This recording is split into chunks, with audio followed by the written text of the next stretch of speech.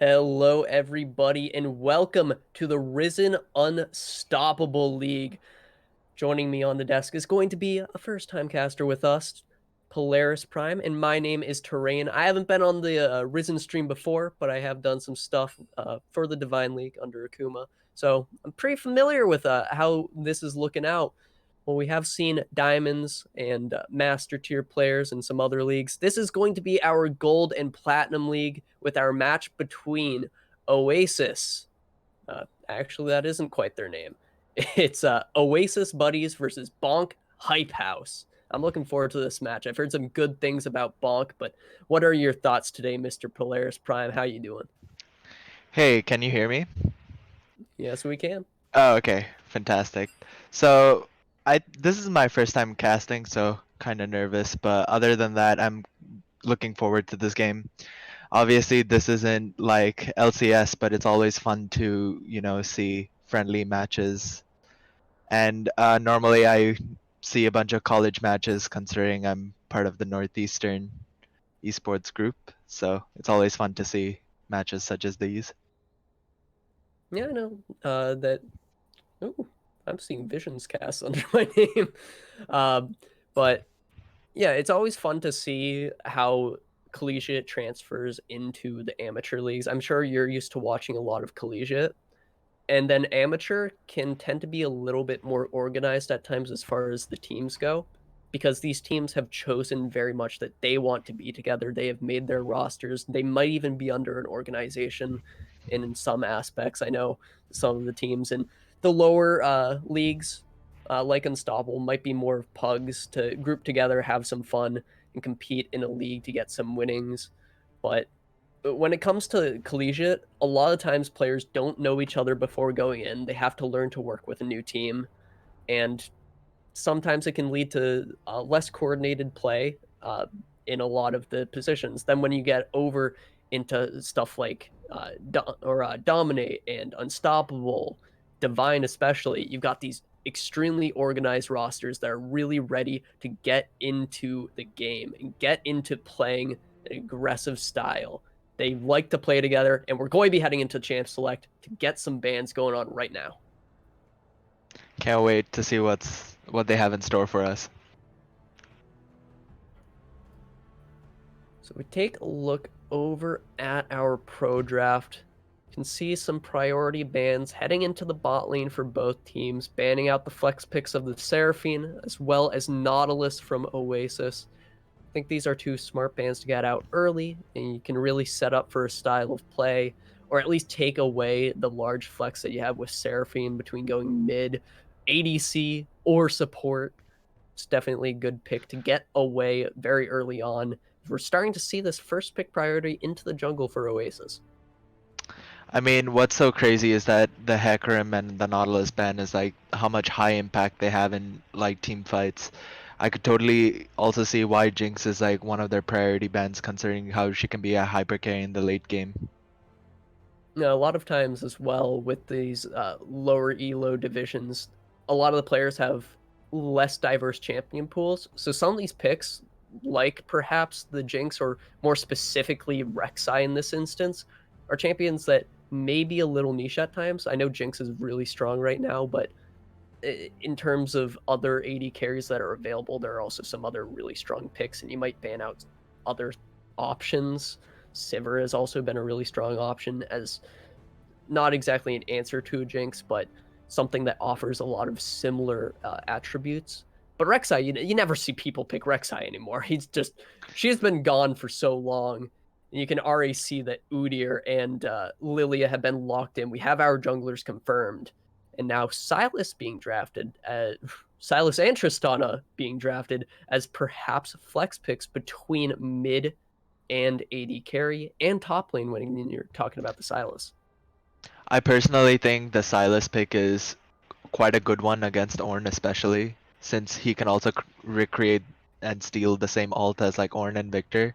I mean, obviously, imagine stealing Udyr's ult in the middle of the fight. Not gonna be too great, but other than that, we might see some very interesting gameplay here. Hey man, at least you can grab the Udyr ultimate whenever your ultimate's off cooldown. That thing has a beauty cooldown. It's always available. I mean, sure, I it's mean, I just an guess you auto have to attack, shove the but wave, right? yeah, I mean, like your Silas, whenever you cast an ability, you get an auto attack that does AOE. Now, when you steal Udyr ultimate, you get another auto attack that does AOE on top of your AOE auto attack. But then they can just build MR into you, and you're useless. Sort of, not True. exactly useless, but it's less useful that way. Second ban phase is coming through, and neither team has drafted their support despite some priority bans in the first phase. Can already see the enchantresses of Morgana and Lulu being taken away as the potential of a hyper carry Tristana is there, especially on Oasis. But AD carry has not been drafted for Bonk House. And that's where you're really going to see how they're going to look into play into Tristana. They want to prevent her from being a hyper carry. So now do they want to draft something that is really lane priority focused? Because you've already drafted something top that's super safe that you can just farm up on and he's always going to scale for your team. So do you play the bot side advantage? Do you play bot strong side? Going to find out right now as they are going to get their first pick, likely going to be, I would expect to see an 80 carry first. Definitely. Okay, or Oh, they could draft the Maokai yeah. support. I That mean, also that works. also works. Yeah. I'm pretty sure Maokai is going to be very notorious for just those uh bush saps. So I can imagine they might be looking for a hard CC lockdown with Ornn, Victor, and Maokai, Yeah, especially. I But think again, especially there's always that potential for Silas to steal. Oh, to an think about Ezreal the pick. combo between Ornn and Maokai Ultimate. One side you got a Ram charging at you. The other side you've got the Maokai. I don't even know what the things would be called. The roots charging at you. Suddenly you're True. being collapsed on from either side. And when you think about it a little bit too, CC duration is extended from that first proc, the brittle proc from Ornn's ultimate. So if you get that Ram charging forward on one side, you're kind of pinstering a team into a place where they're going to get CC'd for 8 years from Maokai Ultimate. There's pretty much no way to dodge out on it, Actually, except for there's Braum. one way for people to dodge out on the Maokai ult, and it's only by if they can see the ult coming in early and they keep running away. Unless it's a tight corner, but I doubt that's usually the case. Maokai always has the opportunity to lock down if he manages to W close enough and start the ult on a side. That way it sort of clears that early distance. So that would be something that I would expect to see, like a flash W and ult to make sure that they can lock down on the other team. Yep. And just to clarify for you viewers, that last ban from Oasis' side was Soraka, so there wasn't another option for Enchantress support. Uh, but that last pick was a Varus, and Varus has found some more presence lately in the meta, but I still don't see him as one of the strongest picks right now. He has a variety of build paths that you can go. You can still go on hit, you can still go crit, you can still go lethality if you want. I don't think they're going to be drafting lethality in this game because you want something to burn through some tanks, but at the same time you're answering back poke and you're shutting down a Tristana, so honestly, he could go any build he wants, it would still be somewhat relevant here. There's also a very popular AP build with Varus, especially Oh with yeah. the with like it goes with Ludens and then Hypershot, I think. I'm forgetting the Yep. item name, but Horizon Focus. oh yes, But Horizon that's its Focus. passive. Its passive is named Hypershot, so you got that. Right, right. Um, so by just proccing that, he can do tons of damage, and the burst you can never see that one coming. Oh yeah, because each proc of his pass or his W passive will do like plus 20% maximum health to whenever he pops those blights. Right. So I believe with just Ludens and Horizon Focus, you can get up to about 1,000 damage on a 3 stack yeah, pop. it It's depends on crazy. the enemy's health, but yeah, you're right. It's absolutely insane. I wouldn't expect him to do it this game just because the other team didn't really draft any tanks, and I also wouldn't really expect him to go lethality because there's a Braum for dumb chemist. I love that name, but I I most don't think you're going to definitely find much. right. I like if he was to go AP, that would be a very AP heavy team, and I'm pretty sure they don't want to do that. It's always good to have a good mixture between AP and AD in the damage. I think it's really cool here that we're seeing how this draft phase kind of panned out for those flex picks from Oasis. Tristana will be going mid, and the Silas will be going top. I'm not super familiar with the Silas match up top, but I'm pretty sure Victor is actually pretty decent into Tristana mid. It was drafted, I believe, second pick for Oasis, the Tristana that is. So the Victor is able to wave clear super effectively and prevent Tristana from getting her extremely oppressive pushing, as well as he punishes people for jumping in. So Arc will never be able to make some super aggressive plays in team fights, pull out the TL tactical Malphite ultimate with Tristana's W, but Dango I think Meister is going to have a big task on his shoulders to be able to shut down any sort of engage. I think Silas going against tank. I do know that Malphite has a decent counter with like Silas being a good counter to Malphite in the top lane, especially because he can have the ability to regain most of his health should he be too low with his W, and by just maxing that first, it should give him a pretty low cooldown, giving him ample sustain in the tank meta. We're going to have to see how these teams pan out. We have the full draft phase done. We have the lock-in, and we're going to be waiting now on that spectator delay for a couple of minutes. Now, do you have any final thoughts about this draft and which team comp you might think will come out on top just based on what we've seen so far? Now, do you have any final thoughts Well, about this draft personally, and I which definitely team think this is comp you going to be might very think will come jungle out on top oriented. just based on what we've seen so far? Now, do you have any final thoughts Well, about this draft and personally, I which definitely team think this comp is you going to be might very think will come jungle out on top oriented. just based on what we've seen so far? Now, do you have any final thoughts Well, about this draft and personally, I which definitely team think this comp is you going to be might very think will come jungle out on top oriented. just based on what we've seen so far? Now, do you have any final thoughts Well, about this draft and personally,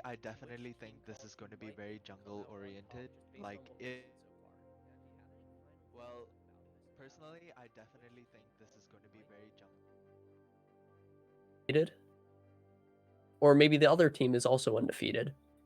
But when it came to our preparation for this game, we had another person potentially being on the caster desk, and they said this should be a super one-sided game for Bonk.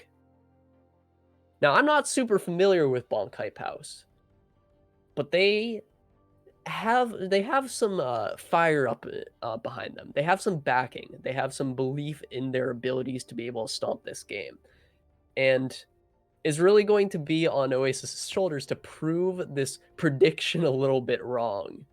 Oasis got our buddy Joe. I know a lot of Risen people will know exactly who Joe is.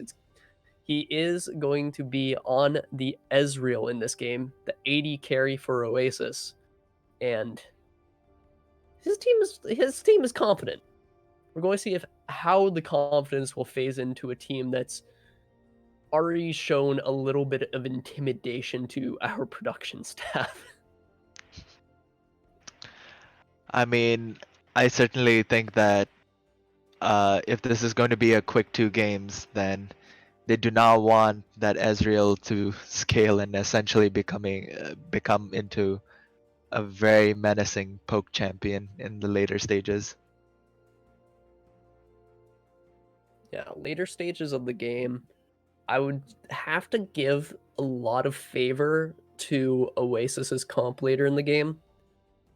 Not necessarily because they scale better, although Tristana, you can't really beat that scaling. It's mostly because damage comps tend to end up ahead later into the game. When you get to later stages, having a bunch of damage just melt through a team, you're scaling a lot better. Tank stats do not scale as well as damage stats. It's just a, a law of League of Legends. And there have been a couple metas where the tank stats have been a little bit gross. Flashback to when you could gargle a stone plate and then Aegis on Cho'Gath to get 18,000 health. That was not a damage favored meta. Crazy. Um, but when you've got a percent health burn, a bunch of damage threats, and a bunch of range to kite out some of these melee picks, which is the majority of Bonk's team comp, looking towards the later stages of the game may just go a little bit better. Well, ultimately just goes down to like how well a person can farm. If if the farming phase is very, very clear, then we would probably see much better items, and they would probably see team fights turning out to their favor if they can make better farming decisions.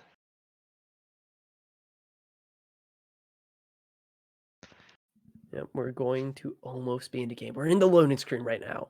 I'm looking forward to this, especially because now we get to see one added bit of information. Take a look at Varus's runes. He has Arcane Comet, and don't forget to pause at 10 seconds. Of course. Yeah, I just give a reminder to everybody.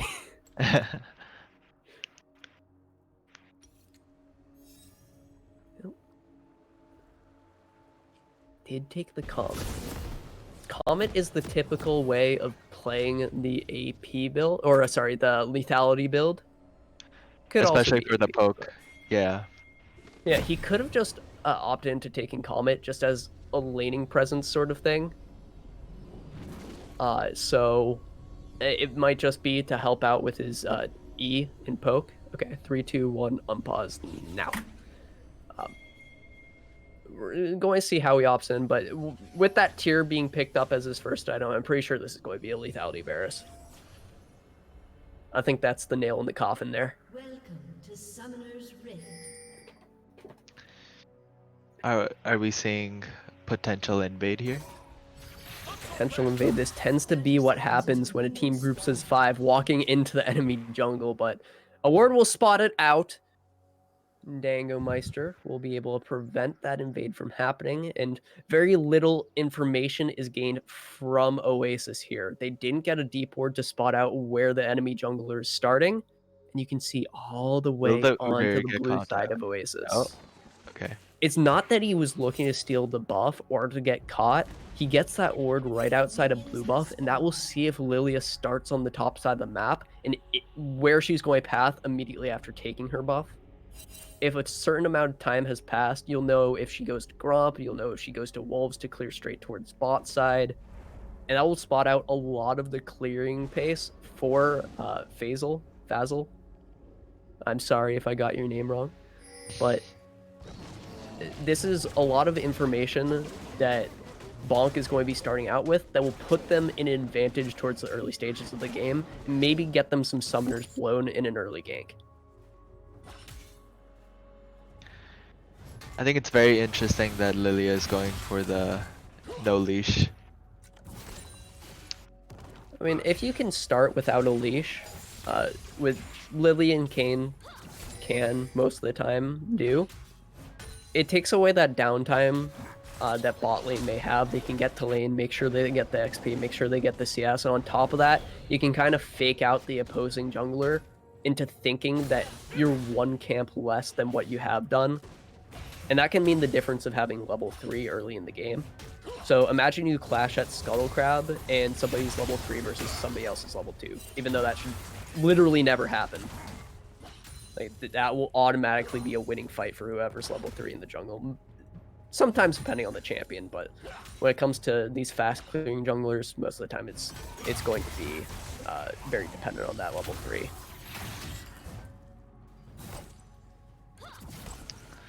Can already see Silas just burning up mana like no other day, just to try and make sure he can still stay in the lane with Ornn. Yeah, I mean, the Silas has a lot more damage early on at that level 1. You can see him win a fight super easily. Arc also proving as well that you got a lot of power early on versus a Victor. He doesn't have any sort of upgrades yet, so his damage isn't going to be quite as up there as Arc's.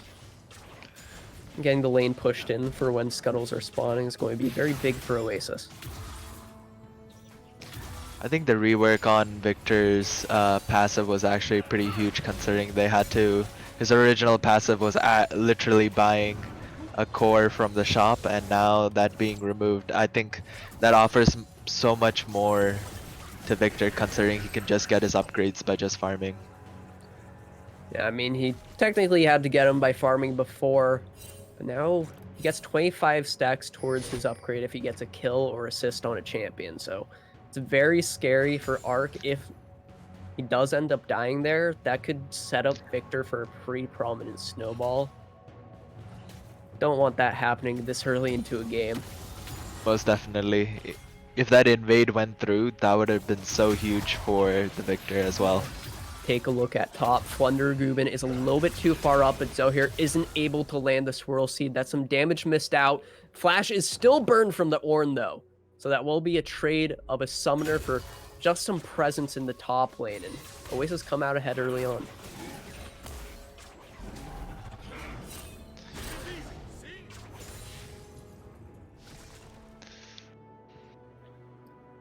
The answer back from Faisal will be the Scuttle Crab in the bot lane, perhaps looking to invade a little bit more, get those Raptors, take away some XP from the Lilia. It's a very fast camp to clear.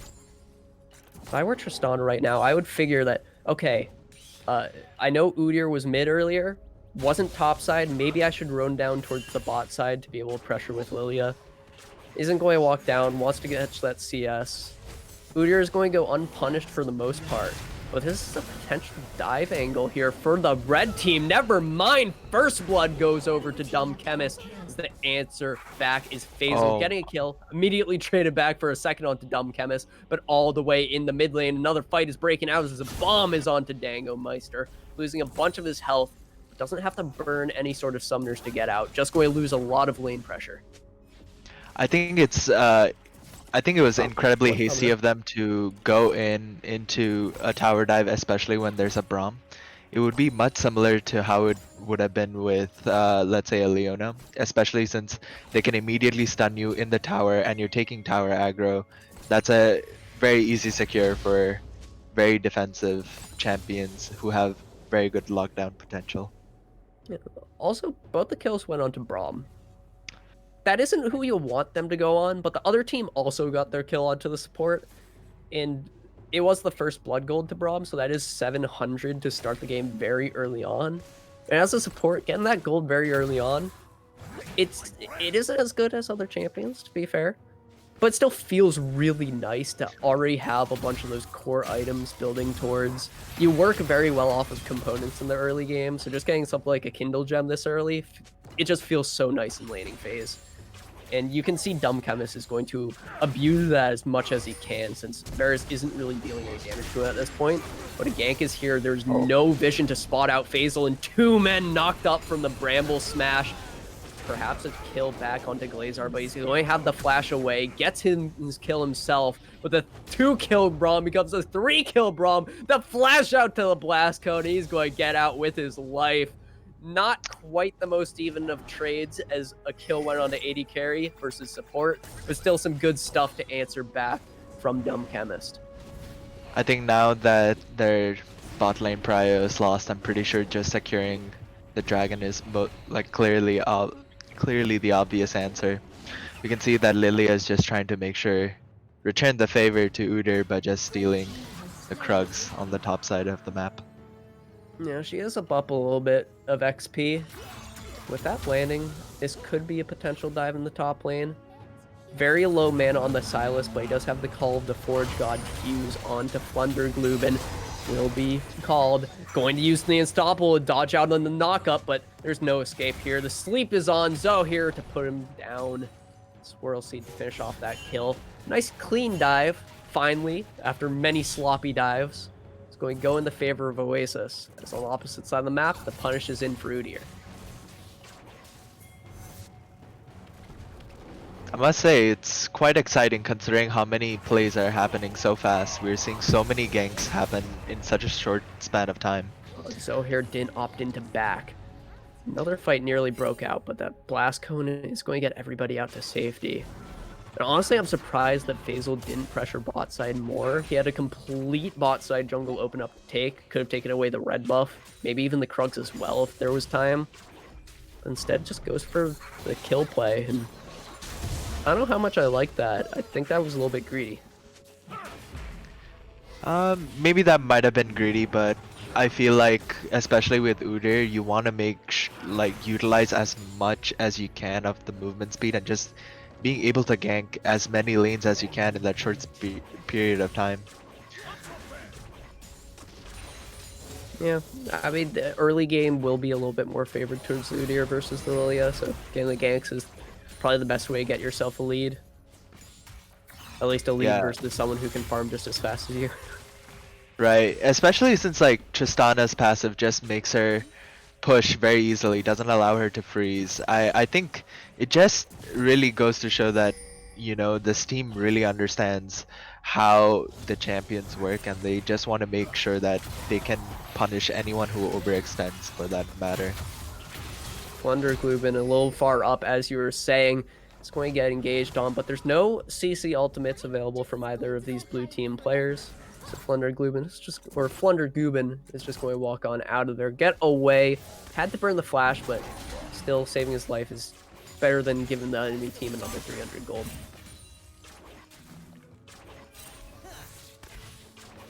Gold advantage is currently about 2,000 in favor of Oasis. That's a good place to start from a team that you want scaling into the late game. Varus, since he didn't opt in to go any sort of on-hit, isn't going to scale as well. Rando Joe will get finally a kill on himself, but it's going to be Ignite picking it up for Dumb Chemist. Not what you want to have happen. Rando Joe falling very low, just an auto attack away, but is also able to send out that last auto attack, finish off the kill into Glazer. I think it's very insane that that the Braum already has 4 kills. I'm pretty sure if this doesn't secure him his mythic first, that'd be crazy. I'm pretty sure that's gonna help so much more in the future, especially keeping the Ezreal alive for any of those Flash W Maokai engages. Yeah, to give a little bit of a summary of what it feels like to be a support, Braum has 4 kills right now. He's still only the second highest value member on his team by gold. He is currently sitting about 3.65 thousand gold. And then the next highest to him is Sylas with 3,600. Ezreal has the highest gold though. About 4.2 there. But that's still 1,000 gold lead just on the Braum over the Maokai. All the way in the mid lane. Arc getting ganked again. Faisal has had a lot of favor towards ganking mid and is going to show even more. The flash is burned, the jump is burned, and Arc has no escape. Ripped apart, torn down. Finally some prio over to Bonk after a long time of being in a disadvantageous position across the whole map. Yeah, especially with these Tristana mid matchups, like she's clearly abusing that early game pressure that she has by just farming up. And I guess the Victor kind of feels very happy that the jungler is paying attention to mid lane. Yeah, I mean, when you're bot lane this far ahead, Oasis just has to be happy that they're not going to be pressured at 3v2 or 4v2 with a threat of a teleport. They're doing a good job of keeping the wave in a good place, though. You have to keep this under your radar for how the blue team chooses to play, because if they play a little bit too aggressively, like Chemist is positioning right now, they could just end up giving up a bunch of gold, especially into someone like a Varus. That's a 400 gold shutdown, and all of a sudden Varus is back in this game with a gold lead over his counterpart on Ezreal. I think it's also very important to know that how Ezreal already has Essence Reaver, and I think that's going to be pretty huge considering how he's already now self-sustaining in the mana sense. But the Varus does already has Mana Immune ready, and I think that as soon as that's finished, he's going to be doing a lot more damage than Ezreal might think. It's a dual threat composition from Oasis right now. They're finally getting some gold onto Tristana. The Rift Herald was used mid to get about 480 gold back towards their team. They got every turret plate, so there's a little bit more there from turret plate gold. But it went over to both Lilia and Tristana. So it will be split, and neither player is going to be really benefiting that much off of it. Once the Tristana starts to get some items under her belt and starts to get some damage, you're going to start to see these fights go a lot differently. Dumb Chemist now is trying to make sure they can change this around. There's very low health on Glazar, and he's just going to be chunked out so much. The Tempest going to trade back the kill from the Piercing Arrow, but now it's down to the support 1v1 who will win it. I think the Braum has the advantage here, has mana in favor, has kills in favor. With the Bramble Smash slowing down Dumb Chemist, it's going to be no kill, no support 1v1, and instead just be a trade of 80 carry for 80 carry.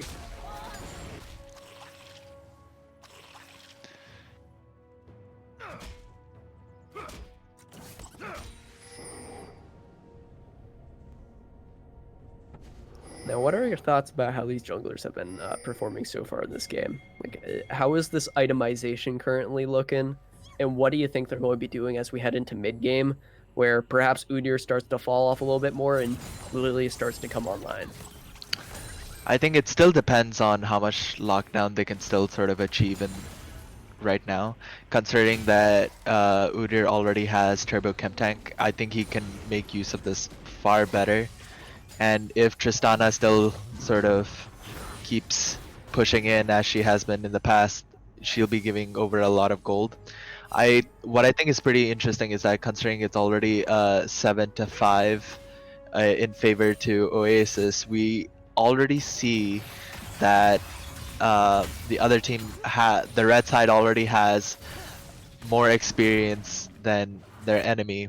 We see that the Udyr is clearly on a higher level. We see the Victor is also at a higher level.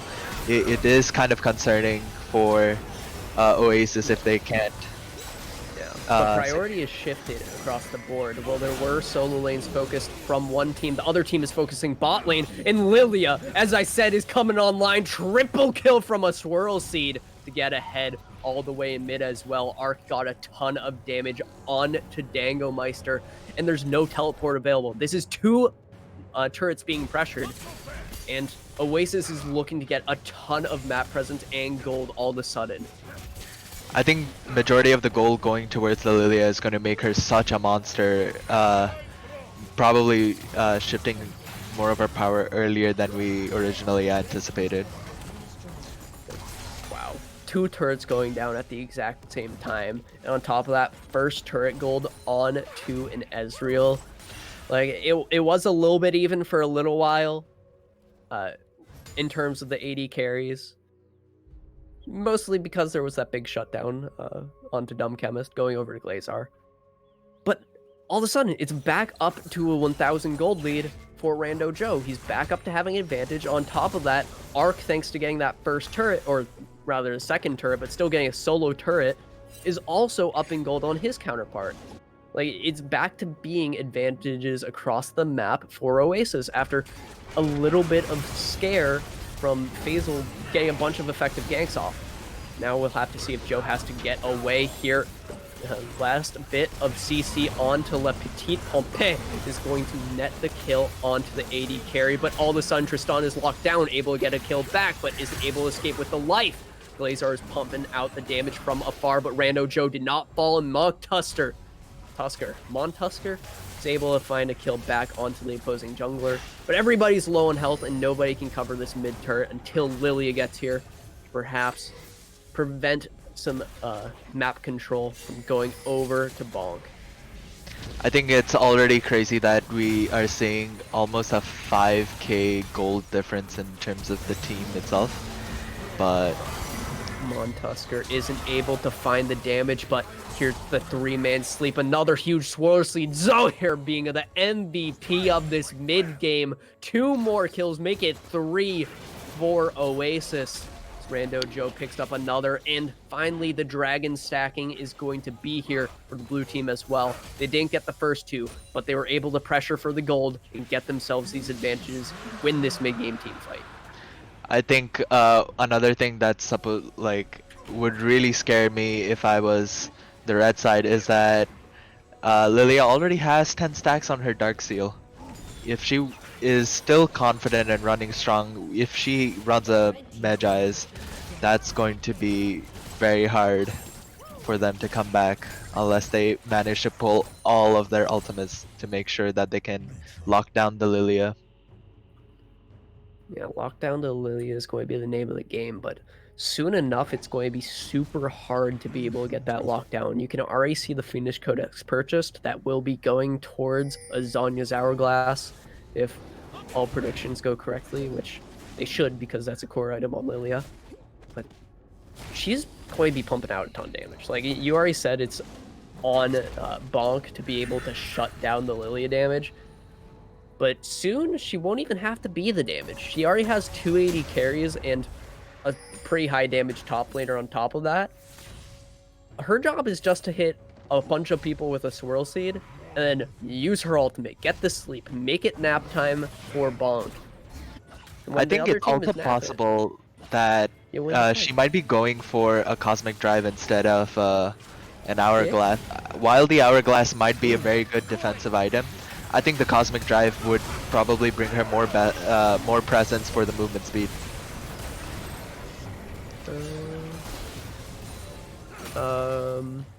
I need to catch up a bit. My game just froze for a second. What time are you at currently? I just paused at 1951. Okay. You can resume. I'm going to just catch up. Pause at 20. Okay.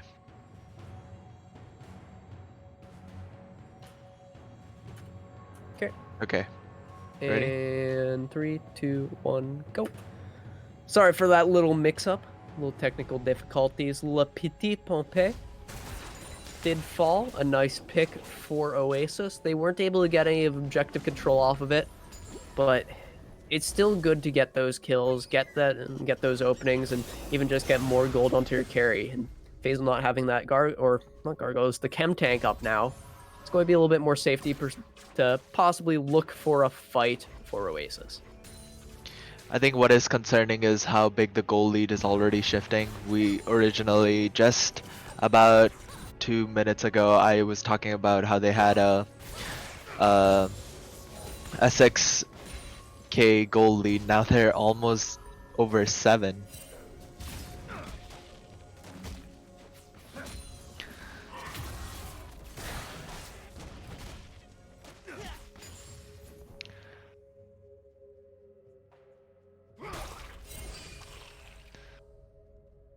I think vision control around objectives is incredibly important. As you can see, the blue team already has 2 control wards for drag. Sadly, none for the Baron, but obviously right now I'm pretty sure they want to ensure that they have control over their drag, considering how much Soul gives presence over the long term. Yeah, I mentioned a little bit on it earlier, but giving up 2 early drakes isn't a big deal as long as you can secure a gold lead from it. You'll know a team is pressuring one side of the map when that dragon falls, but now cut that thought because we have a fight in the mid lane and so much damage between the two ultimates from Joe and Zohair. A double kill over to Joe. The man you want on the case is going to have so much more gold on that AD carry and open up a potential Baron for Oasis. What I am very concerned about right now is how the red team does not have any vision as of yet. The blue team already has very strong control. Obviously, they do not have enough people to pressure for a Baron steal. I doubt anything can happen. But Uyr what I does can have see happening, Oh my god, oh, that's the double AD carry threat. So much damage already takes out the smite from the red side, and Bonk has been bonked down, knocked to the ground. Baron secured for Oasis, and already it was a 7k gold lead a second ago. It's already a 15,000 gold lead. Or 10,000 actually rather. 10, yeah. 10,000, sorry, I misspoke a little bit. I guess the point 0.5 got a 10, got 10 times. Yeah, a little bit higher, a little bit more towards their favor. And that damage from having a multi-threat composition just pulled through true. They had the vision to get over the wall. They had the vision to just pump out some damage, leave the Baron at a little bit higher health than a Smite could take out.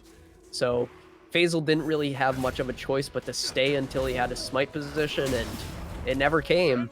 That was just a more or less impossible play for the red team. If anything, maybe just give up the Baron and go for another play elsewhere. But they didn't do that, and blue team is already on dragon control. Rando Joe has the damage, has a second AD carry to get this dragon down low very fast. It is going to be secured. 2 Infernals over to Lost Oasis. Oasis. And R-Ray Rando Joe finding the pick. Le Petit Poupée going to be knocked down as well, thanks to that call. The Forge God, the big engage, the re-engage from Zohair to find the damage, find the Swirl Seeds, knock down the rest of the opposing team, and give this game most likely over to Oasis. 12,000 gold, 13,000 gold. It doesn't matter what the gold lead is. They have the members up. They have the minions in position. They have the Baron to knock down these turrets fast. They're going to get the push on 2 lanes and open up this base. I guess what we see the real problem is like when you start giving away the goal lead like little too early, then we start seeing like a problem where the team can just be too big to fail. And as you can see, the Lilia did also upgrade into a Magi Soul Stealer, so Oh, you can man. see that that's some Oh, massive boy. damage. And as you called correctly, it was for a Zanya's Hourglass, so I would imagine that's for the making sure that they don't have a defensive lockdown.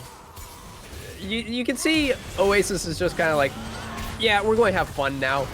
Immediate insta-kill nuke onto Montusker, going a little bit too far. Rando Joe dodging out on the piercing arrow to find himself another kill, but Arc is the man doing the work now. The AD carry finally coming into play, but Rando Joe on the case with the Mystic shot to finish off yet another kill for himself. Legendary on this Ezreal. His team also being so far ahead. I made the mistake of 15,000 just a second ago, but it's even more than that now. The Nexus to fall 1-0 in this best of 3. First game going over to Oasis.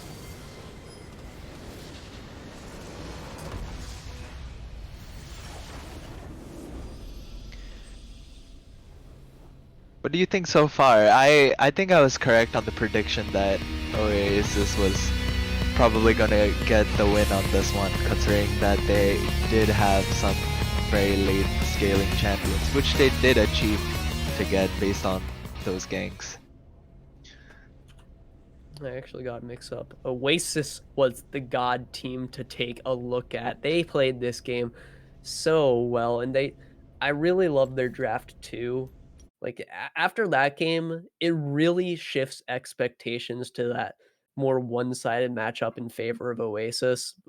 Like they were able to pull out so many good plays. They had a much better draft. I really thought that Varus was going to go anything other than lethality in this game, but he ended up going lethality. It was, I mean, again, it's not the worst build, but in this instance, you really want to be picking something else, have that sustained damage, offer some backline for your fights. Instead, they were just so much of having two poke champions and then everybody else is frontline. Everybody else has to be frontline. It's not exactly a peel game.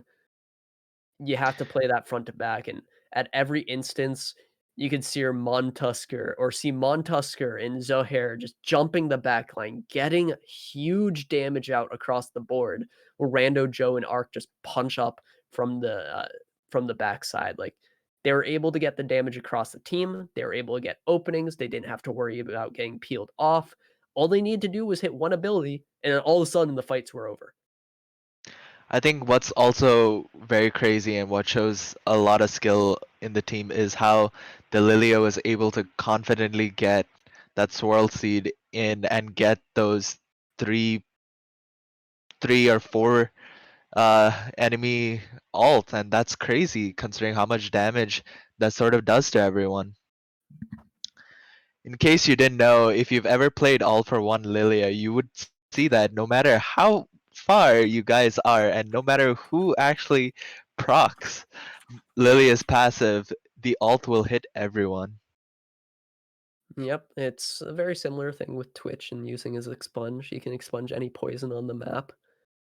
There's been a lot of pressure pulled out from Lilia in the last game. It's not quite one for all, but you can still you can still pretty easily get a swirl seed across multiple members on a team and be able to get those huge ultimates, especially once you have that Zonya's Hourglass. Just flash Q Zonya's or flash Q R Zonya's. Don't really need to participate anywhere else. You're fine just casting those abilities. Your team will follow up with the sleep. It's already landed. Your only worry at that point is that the other team bought 5 QSSs and they can just escape your ult automatically. Like, that's the only instance. I mean, sure, you can also cleanse it, but other than that, it's a very difficult thing to come back from once a Lilia gets a big sleep. And Zahair just did so much work with it, and he didn't even really need to use lasagnas. His team was just getting the kills before anything can happen. With that thought, though, I'm going to send us over to a quick break before we head into our next champion select in the next match of this series. Want to get some water, and I'm sure you guys could use a little bit of a breather before we get some more hot and spicy League of Legends Risen Unstoppable League action to you. We'll see you in just about a couple minutes.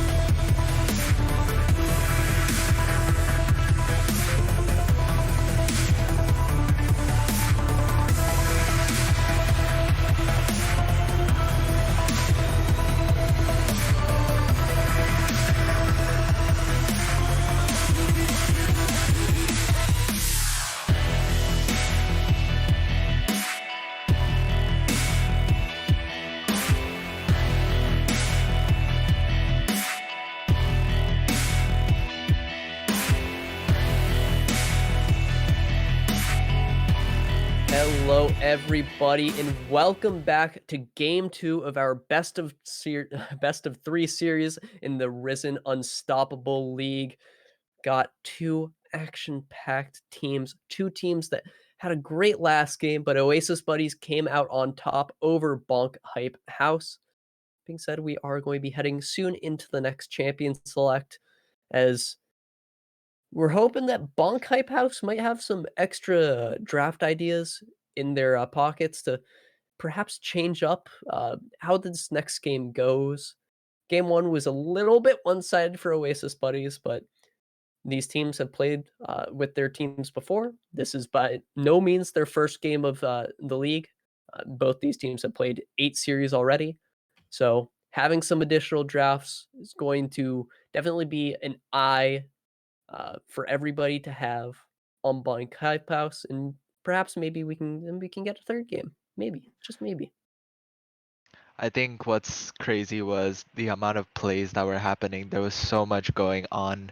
Uh, Early in the last game, we saw a Braum being a 4-0, and that we were sort of concerned that since it wasn't going towards the carries, that this may put them at a disadvantage in the late game. However, that just did not stop them at all, and they just ended up winning the first game. Yeah, Snowball is the name of the game. I believe we are going to be heading into Champion Select right now. Bonk Hype House is going to have the first ban, as they are on the blue side this time. We got to switch up on the sides. And Echo is going to be the ban yet again. It was, I believe, second ban last time for Bonk Hype House, but now they're putting a little bit more priority on it, despite not being picked in the last game.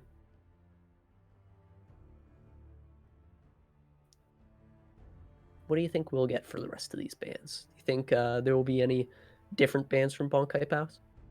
I think they most definitely want to ban the Lilia for certain. Considering how much of a hyper carry Lilia will be if left unchecked early on. Yeah, there's the ban. Immediately as you said it, it's the next ban. Oasis Buddies doesn't really have to change up their bans at all. They might react a little bit differently. They see, oh, Lilia's banned. Maybe we get rid of the heavy farmer of Udyr now. I don't know. Close out something that can clear just as fast as Lilia. But otherwise, I think they're fine to just stick with the same bans. Stick with Hecarim Seraphine. They're sort of the same as last game, although Hecarim or Lilia was banned from Bonkhouse.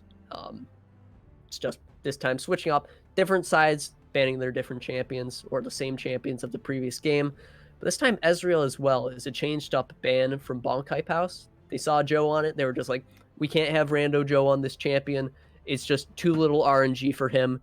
His name is Rando Joe. He needs to have a champion with crit chance.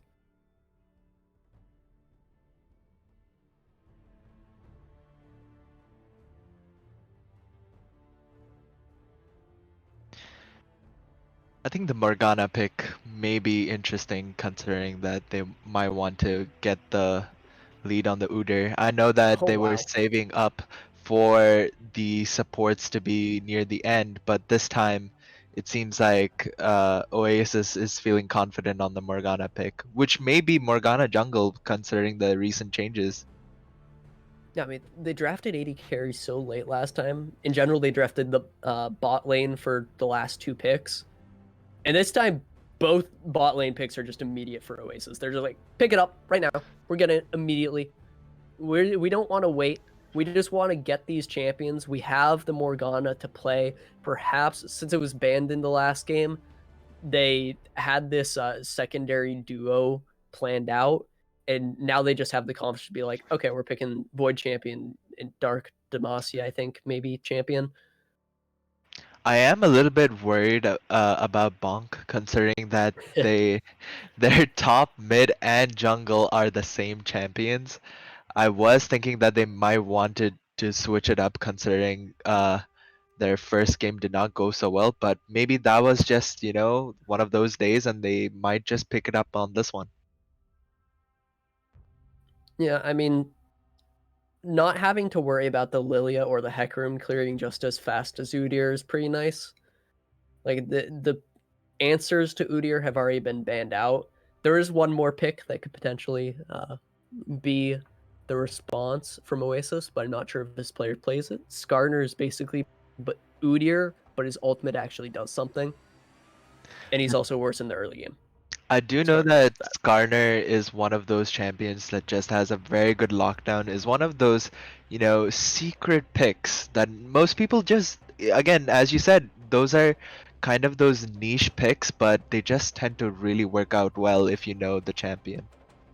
Yeah, I'm not sure if they're going to pick this game. I don't think it really works out with the champions that they currently have. They could take a Nidalee as well here. It pairs very well with Renekton in the top lane. Renekton just needs to use the slice and dice, and Nidalee Spear becomes very easy to land at that instance. But Oasis Oh, is deciding they want to troll us a little bit and pick something completely weird and just out of left field. Perhaps this could just be, yeah, there's Skarner. Okay, that's what I was thinking. they wanted to pull a quick one on us. Oh, Oh, isn't that banned this week? I'm uh, not sure if Gwen is available. Okay, Gwen, it has been available since yesterday, just in case. Sorry, yeah, not yeah, but I mean like yesterday, the 2 days tournament. ago. Yeah. Yeah, it might not be available in the tournament though. That's what I'm thinking. We'll see if this Aurelion Sol actually is the champion. I'm keeping my eye on the league chat, and it seems like Aurelion Sol is going to be their pick because they're not saying anything about this is a different champion. So Oasis is feeling good today. They're feeling like picking one of the champions that I haven't seen played, like unironically, in probably 2 years now. Actually, I'm a bit concerned about Bong considering they picked the Rel. Me being a very, very huge support player, and I play almost all the supports, but for my ranked, I'm considered a Leona one trick. I feel like the Rel nerfs that has recently happened was incredibly hard on Rel, considering that she could literally be counterplayed by everyone else. But I do think the Samira pick in with the Rel is going to be something that I really want to watch, considering that most people don't want to play Samira because again, it used to be busted, but because of the nerfs and the slow, uh, slight tune-ups for Samira was left. But it Yeah, seems like this could be a Morgana jungle. I mean, Samira got nerfed based both on her champion and also on her core item. Shield bow. Okay, that not me. It has to be something else. Now that's actually what they're picking. I mean, Why? I sort of figured that it was going to be a Yeah, Morgana jungle, considering the recent jungle tune-ups that she's gotten. So yeah, again, ultra niche pick, but I could definitely see a Morgana being something very good in this game, considering, like as you said, like how a Nidalee would just be a great for those Qs, right? Morgana can easily do those lockdowns with her Qs, where the enemy is just going to be stunned for 5 years, and you're just gonna have a very good time with that I if she can hit it right.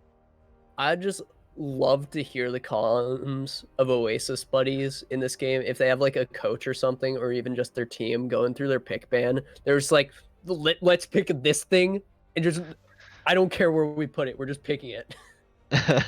They just do that for all 5 of their picks, and we get this tragedy, this beautiful tragedy, this Shakespearean play of a team comp. I don't know if it will work or how it will work, but it's definitely something that I never expected to ever see in my history of casting.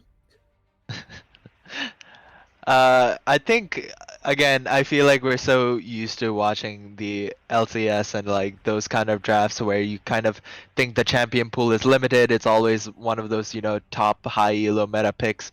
But it's always good to see amateur leagues and like amateur tournaments where we just sort of get these one-off picks that we just think completely blows our minds away, and hopefully it turns out to be much more interesting than we hoped. This is how it keeps things going. It's not always great to be like, oh, you lost a champ select. We always want to see those interesting plays just come out through, and just really like make our brains churn as to like how did they even manage that? I'm not looking forward to doing the play-by-play for some of these team fights because Bonk Hype House is they're actually a Bonk Hype House.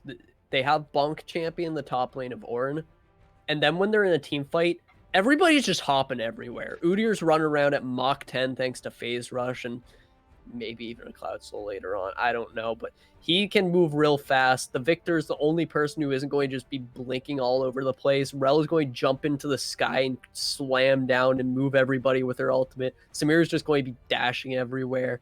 On the other side, don't even get me started. There's just going to be a bunch of bubbles everywhere. I don't care. But like these clustered up team fights are just going to be horrendous to look at.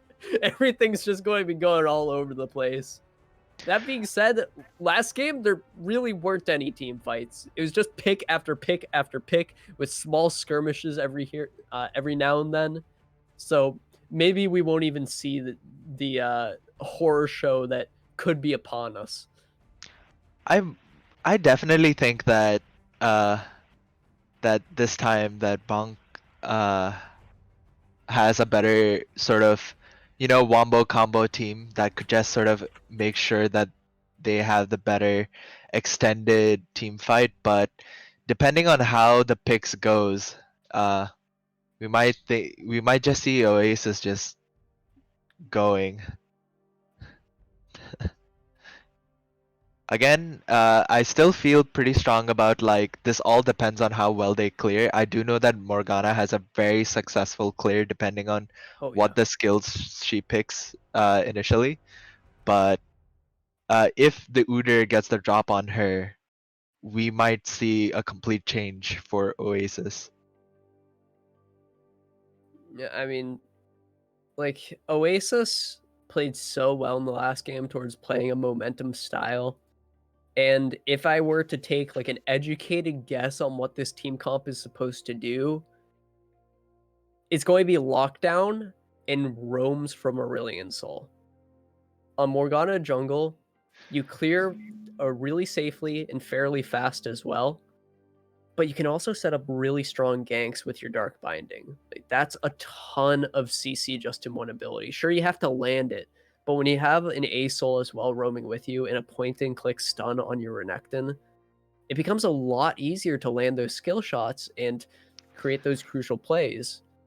So maybe Arc is going to be playing pretty much the opposite of last game and go for a completely roam-oriented team play and just try to get his team ahead just based off kills, not even farm. The farm game is going to be on Bonk's hands. They want to be able to get some mirror, to get some gold, get some items, be able to scale into those mid-game team fights. Victor as well doesn't get his evolutions until he farms a lot. And Udyr is the farm jungler. He created this meta. He handcrafted it by being so unbelievably broken that he could clear the game. He could scale himself faster by farming than the game could even pace itself from the lanes. So one team is farming, the other team is trying to make some big roam plays. That's basically what I'm getting at. For those who haven't tested out the PBE from last week, Riot was actually testing out Darius's passive on monsters, and they put it to 500% as a cap. I mean, now once the It's patch 300%, is, yeah, 300% now. it's 300% now once it hit live service, but that 500% would allow you to essentially clear the entire uh, map in like record speed, and that was historical for the PBE players. Oh, Eh, did you even see the Zed jungle changes? oh, I Because did oh not. man, those were bad at first. They weren't hyped up as much as Darius, but they were bad. You could level 1 a dragon in record time as Zed. His passive did 500% damage to monsters on the PBE. It doesn't have that bonus damage anymore on live, and it also didn't have a timer on jungle camps. Now that's the buff that they chose to go with, just the no timer on jungle camps, and also minions, but less important. But you could just get a dragon below 50% health, auto, dead. Each auto was doing like 20% of their maximum health. capped at Part of 500. me just wonders Like, how did the Zed even survive? Depending on what dragon it is, he might be just poked down. you get so much damage off of your passive that Omni Vamp from the jungle item is going to sustain you. Like, that's That's it. crazy. Okay. It was a little bit besides the point of this game. Morgana was also part of those champions that got the changes. By the way, we're going pause at 10 seconds again. I was just saying as we're Of loading in. course, yeah. But Morgana hasn't been hyped up as much as those kind of trolly updates from Riot, but she's the only one that really became legitimate from these changes. And Oasis is going to be the first time that we really get to see this as a pick in a more competitive environment. And I can't wait to see how they play around it. That being said, we are going to be heading into game right now, as I'm going to count down for everybody on the production to unpause their games in 3, 2, 1, go. And we are headed into game for game 2 of this best of 3 versus Bonk Hype House and Oasis buddies.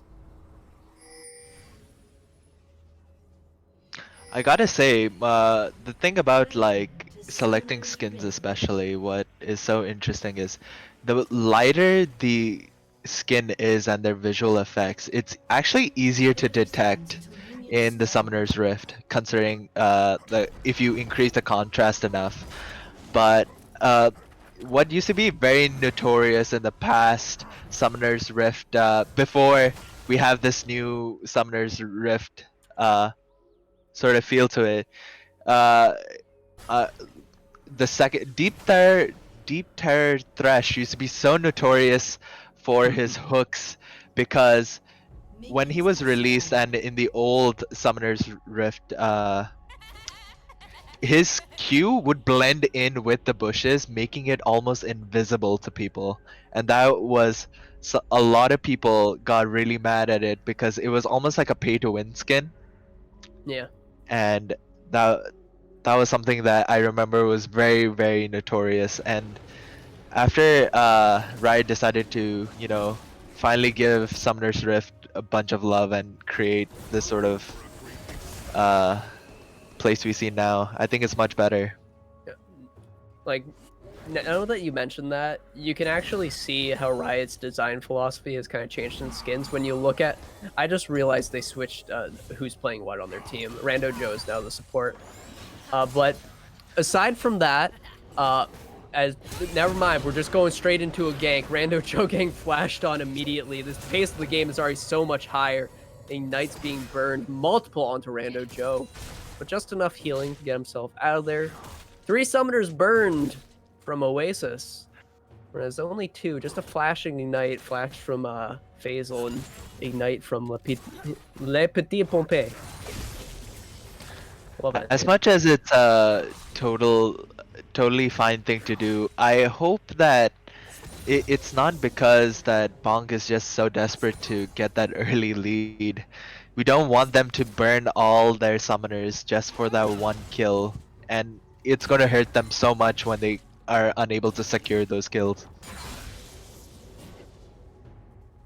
I mean, early on getting the flash onto Nami, it works very well for this bot lane of Bonk buddies. Not Bonk buddies, Bonk Hype House. Really wish they chose Bonk buddies as a very alliterative name.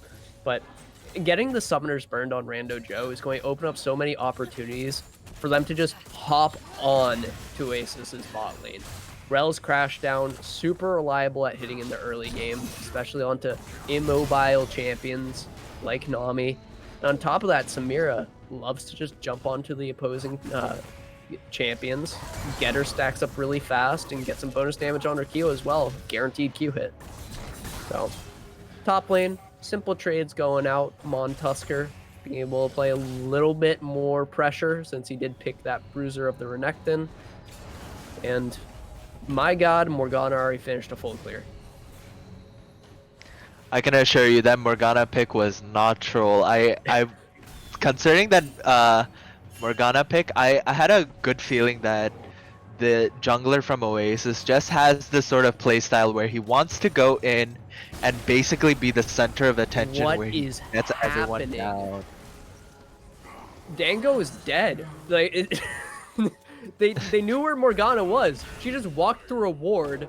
He stayed up, used his flash in a kind of weird way, and then Zahir was able to flash on him, get it directly on top, and we've already got another fight going on in bot lane.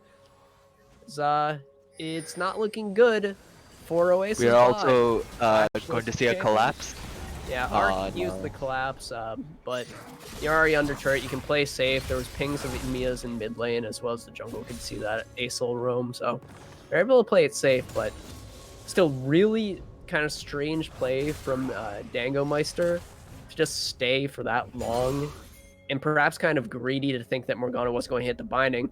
Now Dumb Chemist is caught between a Rel and a Samira. That's a very hard place to be in. Not exactly a rock in a hard place, but still, Samira does a ton of damage when she gets up close.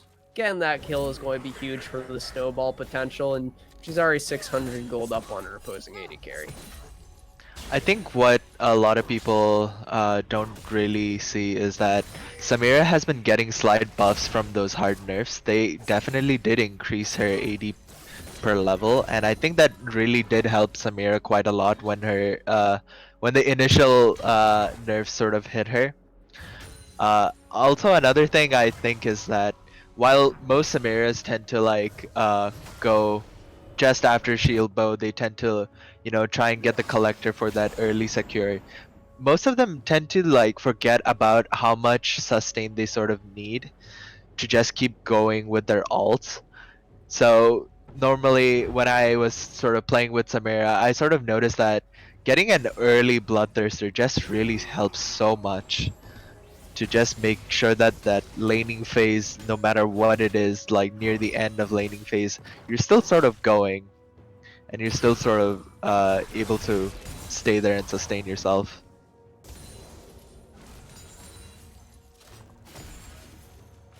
I'm really interested to seeing how this mid lane pans out now that Acel's down about 15 farm, but with a kill up, it's about even in gold. And Acel has not that tough of a time clearing the wave faster than the Victor ever really can. You can just pop a W, pop it again real fast, and you can easily clear back line of the minions in just a simple W. And he's going to look for roams with his Morgana. There's pings currently bought. The on the way ping is there. Morgana will be spotted out on the ward.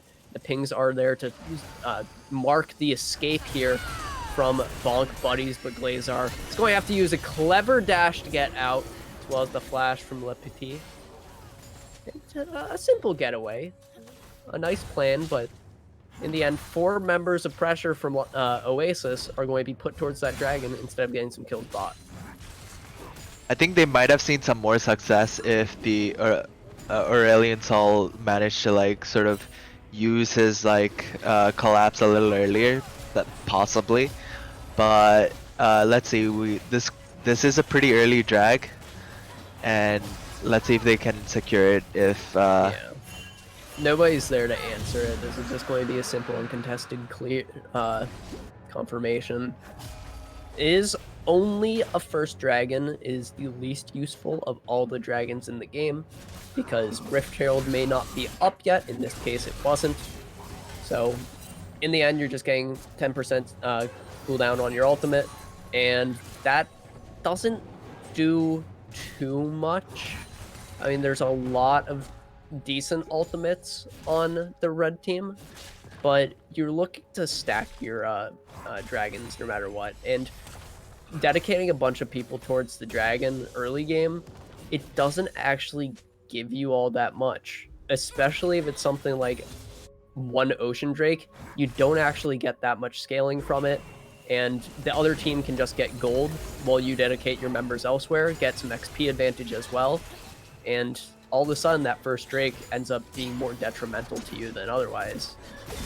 Udyr wasn't able to be on top side to secure that Rift Herald though, so in the end, it is more or less an even trade. I think the Renekton is so well versed with trading, as like I don't know if you've been seeing the top lane, but what I think is really crazy is how Renekton is able to freely dash Hold in. that thought for a second. We got another bot lane fight. Or not, they just walked away. Okay, sorry, continue. No worries. They seem to have a very good handle, as well as like the Rel and the Samira are kind of all in the defensive. But as I was saying, that the Renekton is actually very well versed with how much the tower range is, and he's able to harass that Ornn really well, despite just the tower being there and still having a crazy amount of sustain.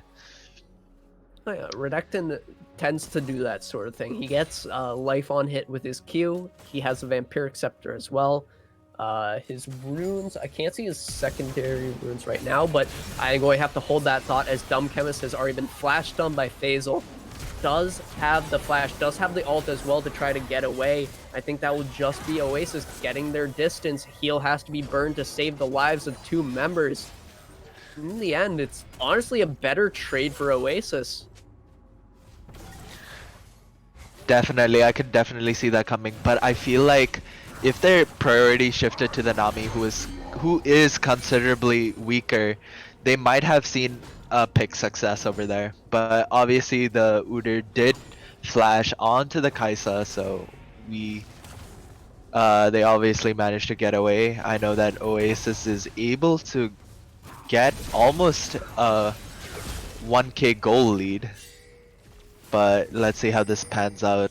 1k is not too hard to make up for that difference. I just learned something new. Apparently tenacity calculates additive. I'll hold that as a gank is happening in the top lane. Simple, secure, although Zohair took a bit of Oh, damage, and thanks to the turret ticking up in damage, just 2 shots to get that kill and a trade back, and in the end you don't want to give that pressure over to an Udyr. He could start Rift Herald now. I think Renekton is just sort of at that stage where he's sitting on so much gold, and we don't want to see that point where you're just sitting on so much gold and there's an item advantage. But to be fair, Ornn Oh my. has such a huge deficit in this CS.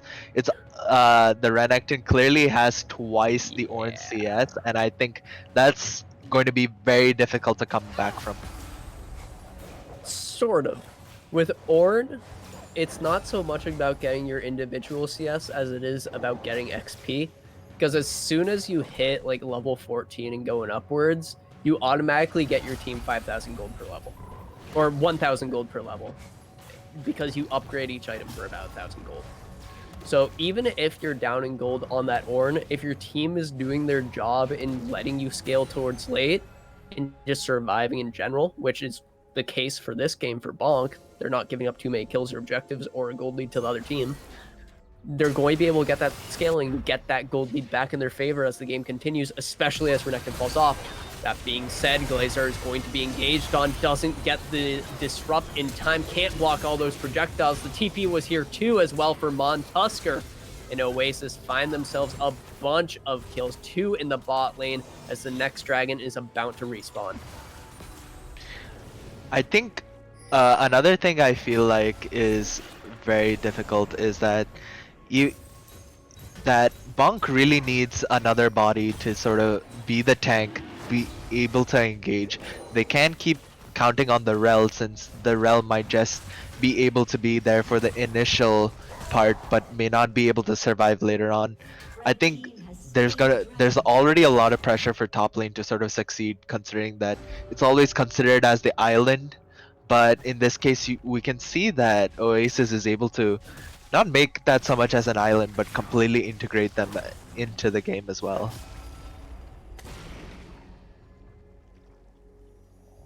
Yeah, when you've drafted a Renekton, you have to expect that the other team is going to fall a little bit behind in lane. Renekton is a lane dominant champion. He has very few bad matchups. There are some, but in this case, you drafted a tank, so Bonk doesn't is going to have to worry a little bit about having a super strong Renekton, especially with a Bork being able to burn down tanks super fast. But as the game continues, no matter how much of a lead Renekton has, towards the late game, he will not scale. He loses out on a bunch of the damage that he can offer. Sure, he can still burst out an AD carry, but it isn't as reliable, and especially when you have Peel from a Rel, Peel from, I guess, sort of an Ornn. He doesn't offer all that much, but it's still better than none. Like, you still have options to get a Renekton off of your backline, and if your lead is going to be focused into that Renekton, Oasis is going to be concerned if they cannot continue to snowball or continue this game in the pace that it's currently going.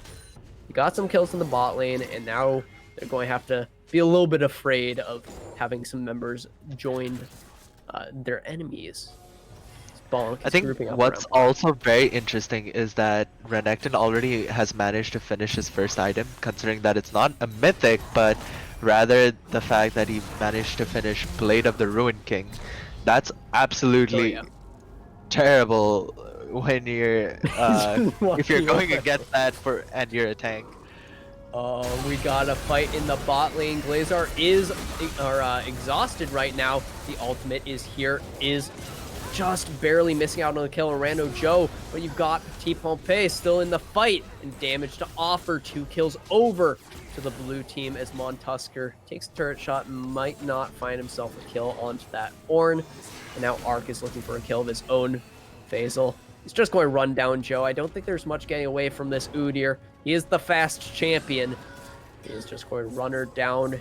Bear beats fish any day of the week. Yeah. Yeah, I was going to say, I forgot which animal she was for a second, but well, she's definitely a mermaid, so yeah, definitely a mermaid. But bears eat salmon; they just fish it straight out of the water. In this case, while the fish was slightly above the water, it's just going to be an easy kill over to Faisal.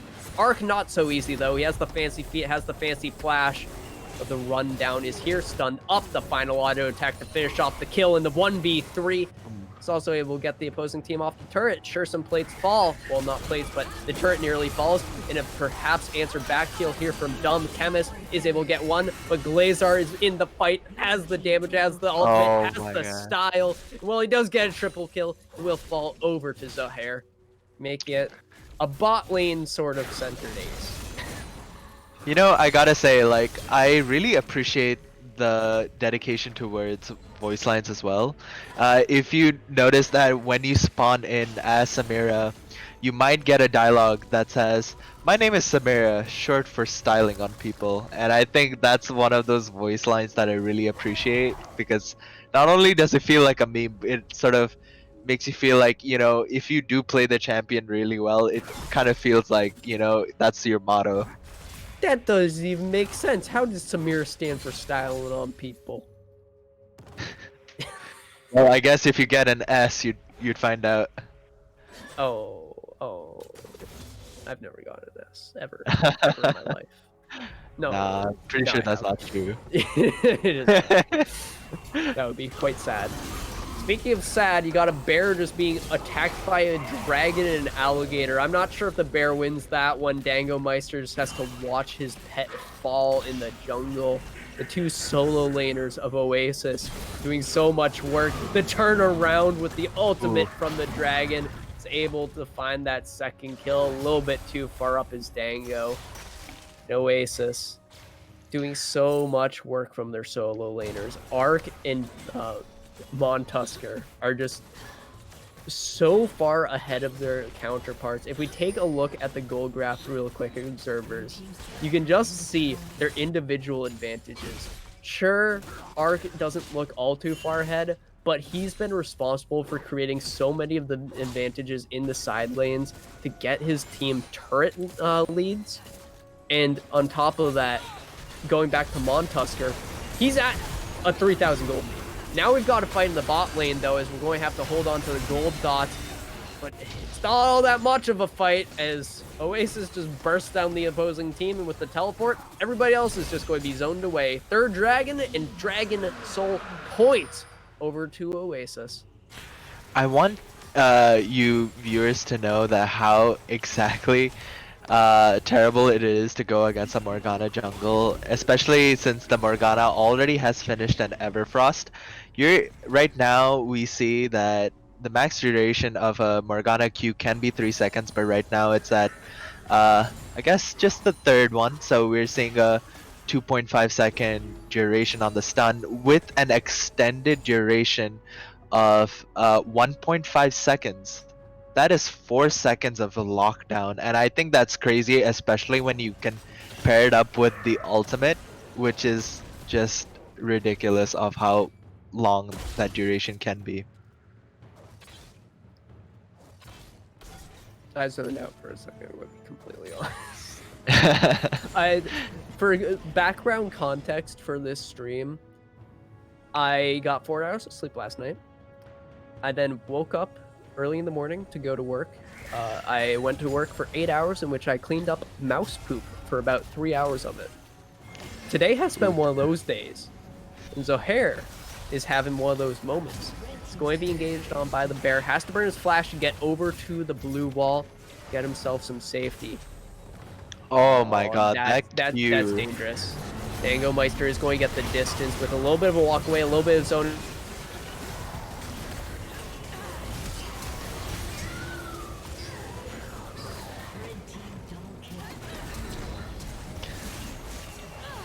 You can see the Renekton being a total monster in the game. Untusker does so much damage. Quadra kill for the Renekton. You know, as you no, almost a pentakill. That was a major shutdown. We know that Samir. Oh, okay. So okay. that was a lot. A lot of things happened there. Continue. Yeah, I was totally lost. I think I had like one was a bit about like your job. I was gonna say like I bet you did not want to see a Twitch in your normal games right now considering your job, and another thing I was gonna say was that on that outplay with the Samira, I do know that she gets like a refresh on the E, but clearly wasn't enough. Ark has to do the run away game though. Faisal doesn't have any movement speed left. Oh man. Okay, continue on your thoughts about Samira resets. Sorry. Right. As I was saying, that Samira reset on the kill is always super important because, especially when you're playing Samira, right? Most people forget that she's one of those champions that just has to depend on that all in, just like a Tristana who gets like her refresh on her jump. Samira is the same way, where she just constantly has to depend on the fact that she can just go in and potentially have just enough damage to survive. Her E does give her extra attack speed, which is very valuable considering the lifesteal that you might potentially get just for that sliver of health for you to come out on top. Yeah, but the big thing to note about that lifesteal though is there was a pretty significant nerf to Immortal Shield Bow, which made it more viable for a lot of other AD carry champions, but on Samira, it got a pretty severe nerf by taking off the lifesteal once that shield procs. So while you do get that movement speed, you're not going to be stealing nearly as much health until you get the Bloodthirster in her build, and it becomes a lot more dangerous of a game to go in deep and to get into those combos, get the multiple dashes. So Glazer was able to kill 2 low health players as cleanup in the last fight, and did get that big shutdown onto Montusker. But going into future fights where it's not so much of a cleanup and perhaps Glazer is there earlier on, I'm expecting a lot more difficulty for Samira to be in the dangerous plays, make the knife's edge plays, and with Dragon coming up in just 20 seconds, a team fight should be a brewing, as the Hare is looking for a binding, isn't able to find it, no vision there for himself. Dumb Chemist finds a lot of damage as the support is already down for Bug Buddies, but Call the Forge God finds 2. Dango Meister finish off the kill as the jungler is knocked out. Glazer has so much damage onto Montusker. That's the huge Renekton already being eliminated from this fight. It's back to the front to back, but no tanks available on the red team. Oasis has to be afraid, but they have the pool to find the kill onto the mid laner. Too much damage on to Dango Meister, and Glazer wants to try to stack up his passive, but they may just have to give up the Ocean Soul. The smite is in, not able to secure it, but the Kaisa is, and that is Ocean over to Oasis, buddies. We might be seeing that the Kaisa might be going for Lord Dominic's as a pick, considering that that would be the better option, considering that Ornn, Udyr, as well as the Rel have significantly more health than the Kaisa. So I guess that would be a smart play by the Kaisa here. But obviously she hasn't like built the other component. Yeah, she looks to just get some armor pen early on. Now we got an AD carry fight. That was not all that much of a fight. Glazer just auto attack, got some ability hits. There isn't enough burst on the Kaisa quite yet.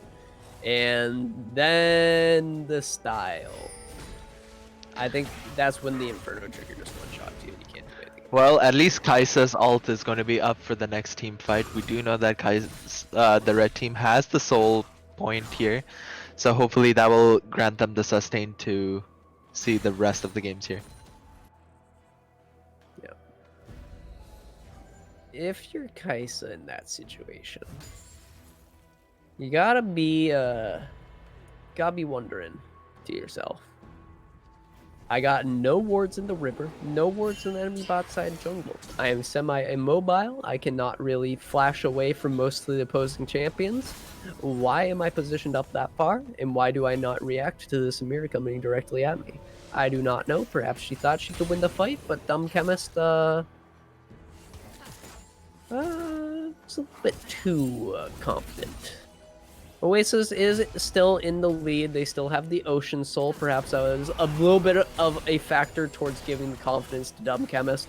But now with the Runaan's completed, should be a little bit more confident heading into the next fight, and maybe even the next 1v1 versus Glazer if we ever get to see that again. But all the team members from both these teams are grouped up in the mid lane. Montusker looking for a position on the side to perhaps find a fight. Perhaps look to follow up on a bubble if Rando Joe is able to find it, but that's a binding, and Call of the Forge God is used, not able to find a target, but the Brittle was onto Rando Joe, and Rel is locked down right now. Enough damage to find that kill early on and make it a 4v5 fight. Montusker finds his way in. Glazer taking so much damage over the wall. Arc putting in the work. This is just going to be a clean sweep of a fight for Oasis. They're going to take out every member across the board. Dango Meister just barely getting the distance, not able to get away from the Stridebreaker slow. The last member standing from Bonk. It's just the Ornn at such little health. They shouldn't have gone for that fight as soon as they saw the College of Forge God miss just about every single player.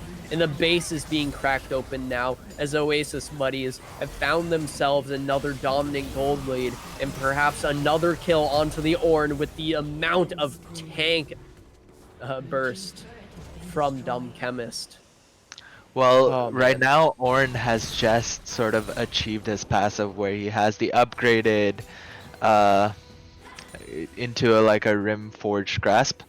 And I feel like I don't think he's going to be able to meet the EXP he needs in order to give his team the sustain that they need to still stay relevant in the game. Baron, I feel like, is going to go towards Oasis, and Bonk is not going to be able to get there in time to either contest or fight for the remains. Yep, can't really clean up that. Everybody was more or less full health as well, taking the Baron. So now the attention of Oasis is going to be towards those side lanes. Perhaps position Montusker around top, have Arc looking around mid, or even the other way around, and have the rest of the players on towards the bot lane, so you have your strongest push in the lane that still has an inner turret to take down. Get that sitting gold, get your two laners shoving in the side waves to get pressure on the other sides of the map, and make sure that you can break open this base step by step to eventually close out the game. This Baron power play has the potential to close out the game. We're going to have to wait until they actually rotate to those positions. Can already see them doing so with Renekton going top and Ace hold mid.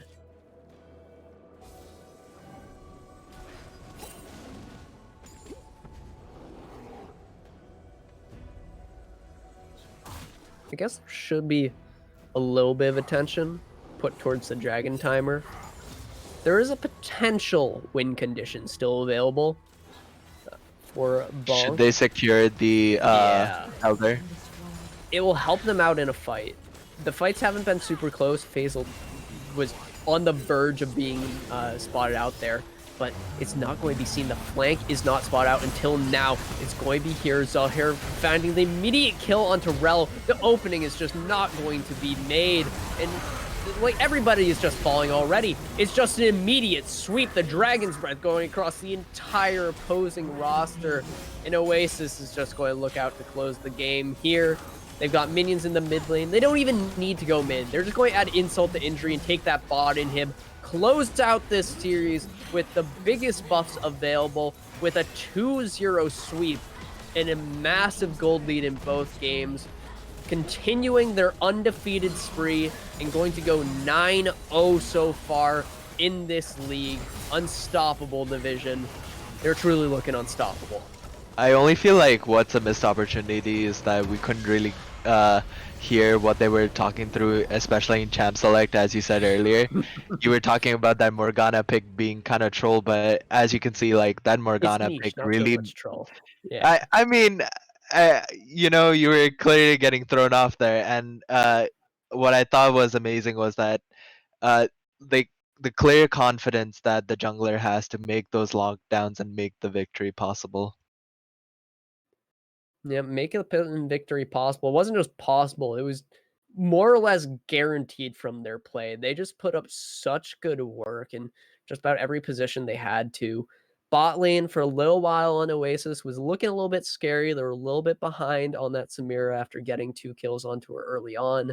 But the solo lanes, Montusker and Arc, just putting in a colossal amount of work, both in their solo lanes and in the later stages of team fights. And in terms of roams, when you're talking about Arc, there were big TP plays, big grouping ups. They were just playing really well as a team, and I can really understand why they're so far an undefeated team.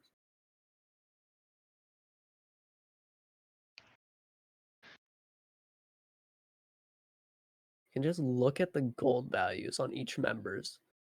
Like Glazer had the highest gold value on his team and the second highest in the game.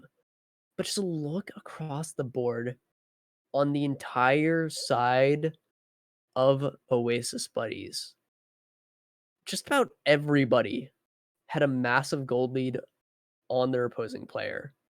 I don't think Rel even really had a chance to do anything in that game. She just died before she could create and engage. I'm not even sure if I saw a Magnet Storm at all. I'm not sure if it was used at all, maybe in the bot skirmishes. But every time she looked to do something, Zahir would just come out and be like, nope, you can't move. You're binded. I You're think dead. I think the other thing that Rel really suffered from was those early on Morgana cues as well as the Everfrost from both Asol and Morgana was just really tough on Rel. And personally, that's what I think we're sort of seeing with Rel, especially with those nerfs that sort of came in. I personally, uh, as a person who did play Rel, I feel like she really got gutted because her potential for pro play is like just one of those things that we saw the same way with like Tom Kench, how he's sort of one of those just CC cleansing niches where he's just there in pro play, but we don't see him Oh my on god. the regular Rift unless it's top lane. I just noticed something. Take a look at Rando Joe's score. I do not have it up, but you could tell me. 420. Oh. Oh my god. It's just how it's how we expect these games to go at this point. You get the series commentary that way you went 420. And I think that basically closes out what we really have to say about this game. Very dominant performance from Oasis buddies. Looking forward to seeing how they perform throughout the rest of their matches in this league, and perhaps once playoffs start going about, uh, they're so far looking like a very unstoppable, no pun intended team. I already made that pun, but like they just haven't really shown a weakness in their previous games. They didn't show anything, and now going in, I think it's at this point maybe even second rounds of going through round robins in the regular season. They're just looking on completely immaculate compared to their opponents.